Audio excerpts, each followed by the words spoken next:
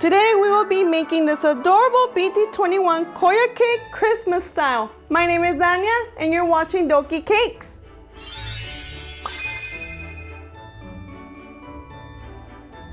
The things you will need are 1 6-inch cake, 1 6-inch dome cake, 1 oval cookie cutter, fondant in colors white, red, purple, and black, food safe brush, edible blue paint, and buttercream frosting.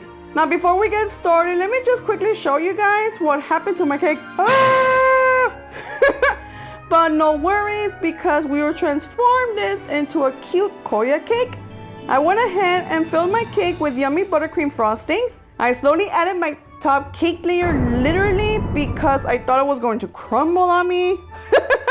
And no, thank God that it didn't. And I really had to be super careful working on this broken section of cake. So I used a spatula to smooth the buttercream, and to make it smoother, I used my handy dandy circle smoother. And you will chill your cake 20 to 30 minutes while we work on KOYA's fondant details. To make his nose, place cling wrap on top of the purple fondant and cut an oval, and this helps keep the rounded shape just like his actual nose.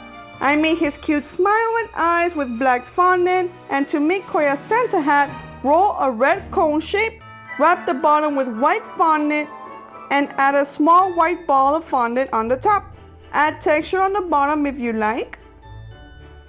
For the ear, you're gonna cut a circle, and then with the same circle cutter, cut off the bottom, and then a smaller circle cutter to indent the inside of the ear, and then paint it with edible blue paint.